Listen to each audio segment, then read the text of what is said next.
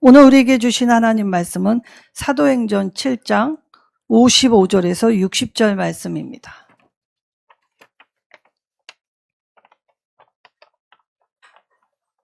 사도행전 7장 55절에서 60절 말씀. 제가 하나님 말씀 받들어 봉독하도록 하겠습니다.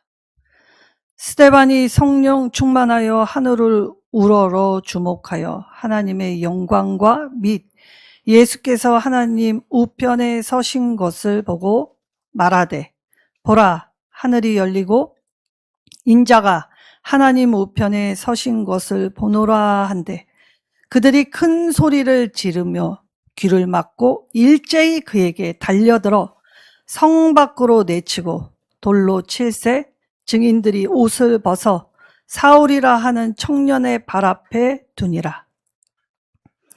그들이 돌로 스데반을 치니 스데반이 부르짖어 이르되, 주 예수여, 내 영혼을 받으시옵소서 하고 무릎을 꿇고 크게 불러 이르되, 주여, 이 죄를 그들에게 돌리지 마옵소서. 이 말을 하고 자니라. 아멘. 자, 순교자, 최초의 순교자, 7 집사 중 이 스데반의 순교를 담고 있지요. 자, 7 집사 중 스데반의 행적이 6장과 7장에 나올 정도로 많은 분량을 차지하고 있습니다. 자, 스데반은 지혜와 권능이 충만하고 큰 기사와 표적을 행했다라고 기록해 놓았지요. 자, 지혜, 하나님의 말씀이 그를 깨우치고 또 하나님이 주시는 힘으로 이 감당하게 되었다는 것입니다. 자, 그때에 이 사도들이 행한 큰 기적과 표적이 나타났다라고 이 성경은 기록하고 있지요. 자, 기사와 표적이 헬라파 지도자에게도 동일하게 나타나고 있었다라는 것입니다. 그러니까 성령은 이 구분하시지 않습니다. 유대인이든 헬라인이든 이 구분하지 않지요.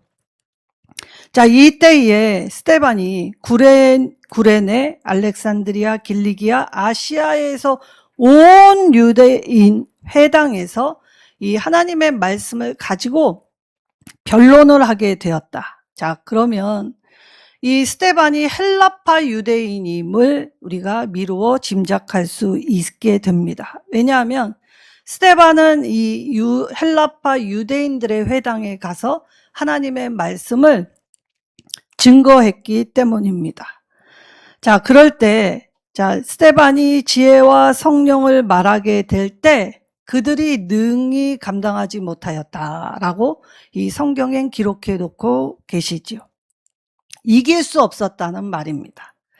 자, 그럼 우리가 하나님께 받은 지혜와 권능을 가지고 이적과 기사가 나타난 것이 중요한 것이 아니죠. 자, 예수님 당시에 제자들이 뭐라고 하였습니까? 자, 주님의 말씀을 가지고 동네로 들어가게 될 때에 기사와 표적이 많이 나타났다 하면서 기뻐하면서 전하게 되었습니다. 자, 그렇게 될 때에 예수님이 뭐라고 하셨죠? 이적과 기사가 나타난 것으로 기뻐하지 말고 너희가 하나님의 증인이 되어 하나님의 생명책에 기록됨을 기뻐하고 즐거워하라라고 말씀하셨습니다. 자, 그러면 오늘 지혜와 성령을 가지고 나아갈 때 세상이 이기지 못하게 되었다라고는 하지만, 자, 세상은 이기지 못하면 어떻게 반응을 합니까? 분노합니다. 분하여서, 그래서 자기들의 분노를 쏟을 때 스데반에게 거짓 고소로, 이 거짓 고발로 스데반을 증거하게 되지요. 그래서 거짓 제목을 뒤집어 씌워서 이 스데반을 결국 죽음의 자리까지 내몰게 되었다라고 말씀하십니다. 자, 이때 이길 수 없는 사람들은 연합을 하여 거짓 선동을 하고 그리고 그들이 무리로 선동하여 이 거짓 고소를 할 때 스데반이 당한 이 일이 예수님이 당한 일과 거의 흡사했다라는 것을 볼 수 있지요. 자, 그러면 오늘 고발 내용이 무엇이었냐? 스데반이 모세와 하나님의 율법을 모독하고 이 하나님을 모독하는 말을 했다는 것과 나사렛 예수가 성전을 헐고 모세의 규례를 고칠 것이라 했다. 그렇게 말한 스데반의 말 한 단락을 인용하여 그들은 스데반을 이 산헤드린 법정에 세우게 되었습니다. 자, 그래서 이 산헤드린 법정에 세우게 될 때에 자, 스데반이 이 얼마나 이들과의 논쟁이 확실했는가라고 할 때 이 헬라어를 살펴보면 안티스테미, 자, 스데반이 굉장히 저돌적으로 공격적으로 이들을 맞대응했다는 것입니다. 자, 이 안티스테미라는 뜻은 맞서다, 대항하다, 그리고 반대하다. 그러니까 스데반이 복음을 전할 때 굉장히 공격적으로 전하게 되었다는 것입니다. 자, 그럴 때 자, 이들이 충동시켜서 무리들을 들쑤실 때 무리들이 어떻게 되었냐 할 때 오늘 말씀을 살펴보면 자, 이들은 한 마음이 됩니다. 자, 우리는 공공의 적이 생기면 자, 그것의 진위 여부를 따지지 않고 자, 한 마음으로 돼서 하는 일은 죽이는 일에 가담하기 시작했다라는 것이죠. 근데 다른 집사와 달리 스데반이 이들의 이 잘못됨을 지적했기 때문에 잘못의 지적을 받은 이 사람들은 분노하였고 분노하였을 뿐만이 아니라 이 분노가 증폭되어 이제 살인도 마다하지 않는 자리에까지 나아가게 됐다는 것이죠. 자, 그러면 예수님이 당한 이 고초와 고발 내용이 스데반에게도 동일하게 이루어지고 있다. 자, 시간이 지나면 사람이 변할 것 같지만 사실 사람은 잘 변하지 않습니다. 역사도 마찬가지죠. 역사 속에서도 그들이 이 역사의 교훈을 받아 잘못된 일, 또 이것을 고치려고 하는 것보다는 사실 덮으려는 시도가 역사 속엔 더 많았다는 것이죠. 그래서 집단으로 선동에 동요하고 그리고 집단으로 이들이 이 일을 벌이고 있다라는 말은 이미 분위기는 심상치 않다라는 걸 우리에게 말해주고 있습니다. 그러니까 모두가 다 이러한 것들을 느끼게 되었다라는 것이었지요. 자, 이때 헬라파 지도자인 스데반이 디아스포라 출신 유대인과 논쟁을 하였습니다. 자, 그러면 디아스포라 유대인이 어디에 가서 살았습니까? 헬라 지역에 가 살았습니다. 그러면 헬라 지역에서 예수를 믿고 복음을 전하는 사람이나 유대인으로서 헬라 지역에 끌려가서 이 복음을 들은 사람이나 다 똑같았다라는 걸 알 수 있죠. 근데 이들은 똑같았다라고 여기지 않았습니다. 다름을 인정하지 않고 불편하게 여겼죠. 다름을 받아들이지 않았습니다. 자, 하나님이 이 이스라엘을 먼저 선택하셨던 것은 그들이 약했고 달랐기 때문이었습니다. 신분이 다르고 열세하고 그리고 모자르고 부족하고 어렵고 힘들었기 때문에 그들을 건져 구원하셨지요. 근데 이들이 그 하나님의 사랑을 받고 자행했던 일은 자기들끼리의 다름을 인정하지 못하고 오히려 차별의식으로 구분지었다는 것입니다.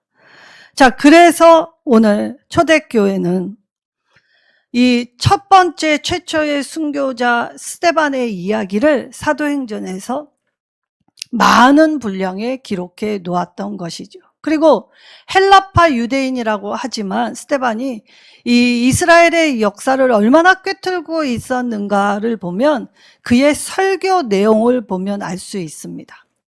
굉장히 방대한 지식과 지혜가 있었음을 볼 수 있죠. 자, 이때에 이스라엘 당시 이 예루살렘 안에만 회당이 480개 정도 존재했다고 합니다.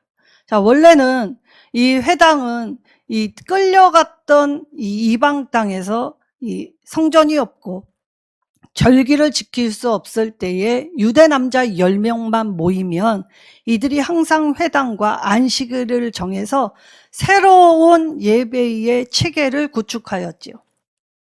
그리고 이들이 돌아온 이후에는 이 로마의 강력한 속국이 되었기 때문에, 그러나 로마는 이 유대의 회당의 자치권, 자율권은 어느 정도 허락해 주었기 때문에 이처럼 480개나 되는 회당이 존재하였다고 합니다.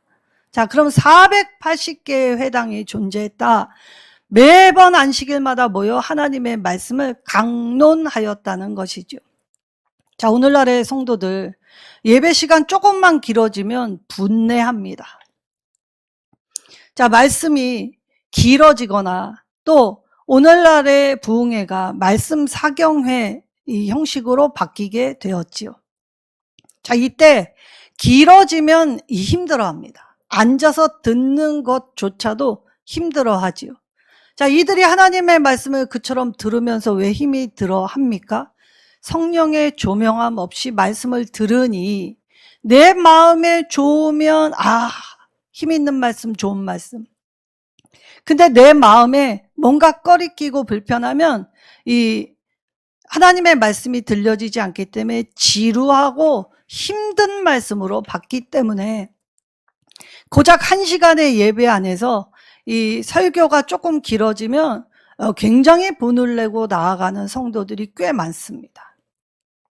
오늘날이나 그때나 사람들은 하나님의 말씀을 늘 배웠지요. 그리고 오히려 그때에는 모이면 하루 종일 하나님의 말씀을 강론하였습니다. 랍비가 하나님의 말씀을 들려주면 그 들은 말씀을 가지고 모여서 밤이 늦을 때까지 그 말씀을 서로 주고받으며 논쟁도 하고 논의도 하고 저마다 깨닫는 것을 나누는 시간을 하루 종일 가졌지요. 자, 그만큼 그들은 하나님의 말씀에 열의가 있었습니다. 그러면 뭐합니까? 오늘 이들이 하나님의 말씀을 알았어도, 자, 스데반이 증거하는 하나님의 말씀을 듣고도 깨닫지 못했다라는 것이었죠.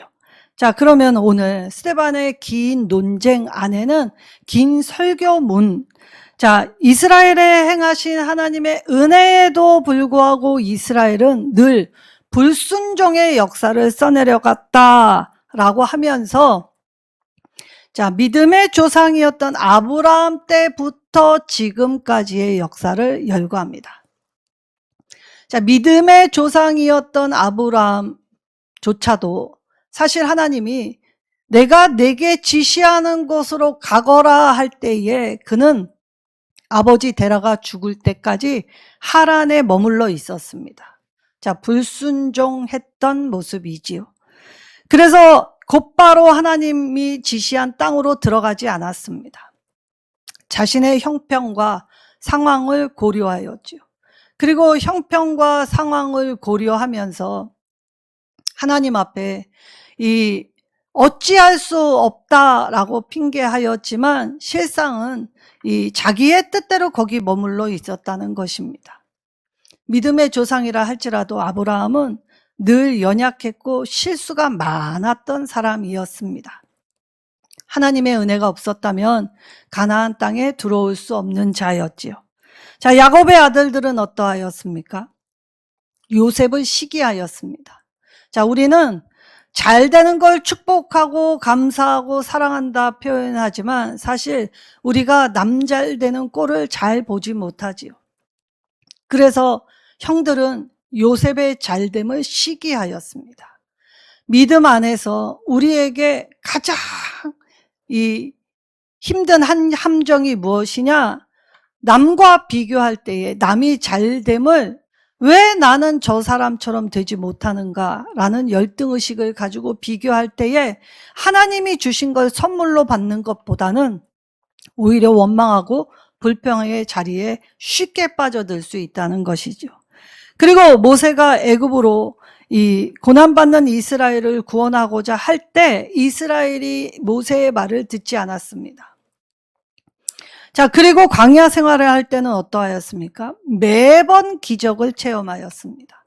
길이 없는 곳이었지만 하나님은 길을 내셨고, 배고프면 하늘에 신령한 만나, 또 땅에 이 메추라기, 하나님은 바닷길도 여시고, 그들이 이 광야의 불뱀이나 정갈의 위협으로부터도 지키셨으며, 땡볕에 이 힘든 열사병에서도 지키셨고, 밤의 추위에서도 지키셨습니다. 그런데도 늘 일상의 삶에서 이처럼 넘치는 하나님의 기적을 맛보고도, 자, 그들은 하나님께 참되게 예배하지 못하였지요. 그래서 아모스 선지자가 이 7장 42절에서 43절에 이렇게 이야기하였습니다. 이스라엘의 집이여, 너희가 광야에서 40년간 희생과 제물을 드린 일이 있느냐라고 질문하였죠. 자, 원래 이스라엘을 애굽에서 건져서 구원하실 때 바로에게 뭐라고 하셨습니까? 이 백성으로 하여금 이 광야에서 나에게 예배하게 하기 위해 내가 인도하겠다라고 말씀하셨습니다. 근데 광야에서 이 하나님 앞에 예배하지 않았다는 것이었죠. 자, 하나님의 성막이 지어지고 성막을 따라 이 광야의 길을 지날 때에도 그들은 참되게 예배하지 못했습니다. 하나님이 늘 앞서가셨는데도 불구하고 하나님을 따라가면서도 쉼 없이 불평을 하였지요. 자, 그럴 때 아모스 선지자는, 자, 우리가 하나님을 섬긴다 할 때 하나님 주신 땅에서 무엇을 했느냐? 몰록의 장막과 신 네판의 별들을 받아들였으며 라고 하면서 이것은 너희가 절하고자 만든 형상이로다 라고 지적하였습니다. 자, 그러니 자, 하늘의 별 하나님이 창조하신 것입니다. 자, 이방이 섬기는 몰록, 이건 헛된 우상이었죠. 자, 믿음은 왜 하나님이 보는 것이 아니라 들음에서 형성됐는가라고 하실 때 우리가 한번 살펴보아야 합니다. 자, 모든 종교는 형식을 강화합니다. 그러니까 화려해지지요. 그러나 하나님의 말씀은 형식보다는 하나님의 말씀 자체의 힘을 싣고 계시죠. 그래서 예배의 장소가 얼마나 화려하고 편하고 이 좋은가가 아니라 예배 드리는 사람의 마음 중심이 얼마나 중요한가를 하나님이 보고 계십니다. 자, 그러니 예배자에게 있어서는 사실 환경이 좋으면 좋겠지요. 그러나 환경에 따라 예배가 달라지지 않는다는 점입니다.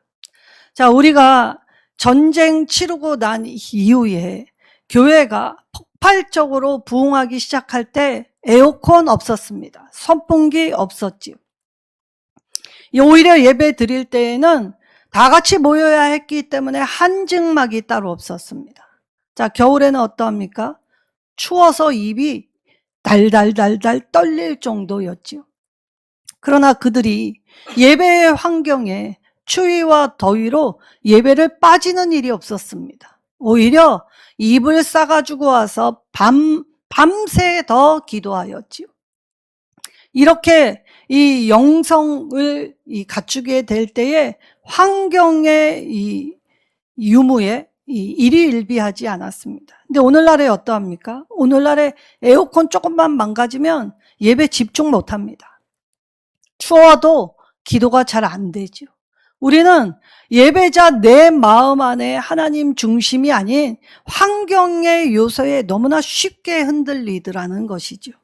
자, 이때 너희가 절하고자 만든 형상, 하나님께 예배할 때에는 하나님의 방법, 하나님의 뜻, 그리고 하나님이 원하시는 것을 기억하여 우리가 거기 맞추는 것이 아니라 우리가 이 종교의 형식을 따라 이 어느새 이 외형적인 모습을 치장하고 화려하게 할 때에 우리 기독교가 이 정신을 잃어버렸기 때문에 세상을 선도하지 못하고 세상의 손가락질을 받게 되었던 것이죠. 이때 아모스 선지자의 이 입을 통해서 하나님이 그것 때문에 예배를 똑바로 드리지 않았기 때문에 내가 너희를 바벨론 밖으로 옮기리라 라고 말씀하셨습니다. 성전이 뭐 하는 곳인지, 절기가 무엇인지, 그리고 제사를 통해서 하나님이 진짜 바라시는 것이 무엇인지 그들이 깨닫지 못했다는 것이었죠. 자, 근데 스데반이 오늘 순교하면서, 순교라는 건 믿음을 지키기 위해 자기 생명까지 내어놓는 일이 순교입니다. 자, 스데반이 생명을 내어놓는 일에 지금 무리가 격분하여서 자기를 거짓 고발할 때에도 억울해하지 않습니다. 그리고 이들의 이 선동 안에서도 이 마음이 흔들리지 않지요. 자, 그럴 때 스데반이 지혜와 성령이 권능이 충만하여서 이들을 이기게 될 때 이들은 스데반을 도무지 감당할 수 없을 정도였다라고 말을 하였습니다. 이것이 스데반의 개인의 능력이 결코 아니라는 말이죠. 누가복음 12장 11절에서 12절 예수님이 제자들에게 말씀하셨습니다. 사람이 너희를 회당이나 위정자나 권세 있는 자 앞에 끌고 가거든 무엇을 대답할까 염려하지 말라. 마땅히 대답할 말을 너희에게 가르치리라 라고 말씀하셨죠. 그리고 누가복음 21장 15절에는 대적이 대항하거나 이 변박할 수 없는 구변과 지혜를 너희에게 주리라 말씀하셨습니다. 그러니까 스데반이 지금 이 어려운 상황에서도 이렇게 담대하게 폭발적으로 하나님의 말씀을 전하기 위해 나아가게 될 때 스데반이 지금 이 이야기를 하고 있는 것은 하늘에 계신 예수님의 전폭적인 지원을 받고 있는 중이라는 것이죠. 그래서 스데반은 거침없이 이 복음을 전하여 주었습니다. 하나님의 선지자 말을 듣지도 않고 무죄한 의인들의 피를 누가 흘렸습니까? 이방인들이 흘린 것이 아니라 하나님 말씀 맡은 자, 하나님께 먼저 예배한 그들이 먼저 흘렸다는 것이죠. 그래서 하나님의 말씀을 따라 살지도 아니하면서 하나님의 율법을 받았다고 자랑만 하고 지키지 않았다는 것을 오히려 지적하였습니다. 자, 이때 이 지적을 받을 때 스데반의 얼굴이 천사와 같이 빛났다라고 성경은 증거하고 있지요. 자, 그 말은 스데반의 말이 진짜 참이다. 하나님이 보증하고 계신다라는 뜻입니다. 자, 예수님이 변화산에서 용모가 변화할 때에 그 옷이 휘어지고 광채가 나서 예수님이 빛나게 되었을 때에 제자들이 그 모습을 보고 얼마나 사모하였는가. 자, 산을 내려가고 싶지 않다. 여기에만 머물고 싶다 할 정도였습니다. 그런데 예수님이 그렇게 용모가 변화하여 사람의 모습과 같지 아니할 때에 그 모습을 보고도 그들이 깨달았습니까? 그들은 오히려 예수님을 잡아 죽였습니다. 천사처럼 휘어져 빛나는 이 스데반의 모습을 볼 때 이들은 마음이 찔렸을 것입니다. 왜냐? 간접적으로 자신들의 말이 위증임을 드러났기 때문에 신속하게 스데반을 돌로 쳐 죽여버렸지요.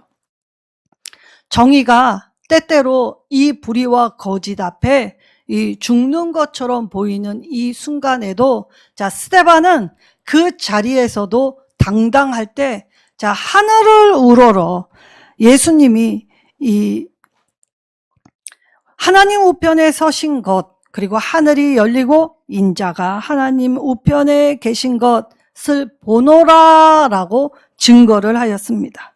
자, 그럴 때 그들이 귀를 막았다라고 하지요. 스데반의 공격을 할 빌미를 찾았다가 그 말 듣자마자 스데반을 돌로 쳐 죽입니다. 자, 그리고 나서 자기들의 잘못을 알았습니까? 오히려 당당하였습니다. 자, 그렇다면 스데반이 이 복음을 증거할 때 하늘의 보장을 받았음에도 불구하고, 자, 이들이 스데반을 돌로 쳐 죽이면서도 잘못한 게 없다라고 여겼던 건 왜 그랬을까? 우리가 이들의 행보를 우리의 행보에 대비해서 비춰보아야 합니다. 자, 그들이 누구였습니까? 소위 말씀 전문가였습니다.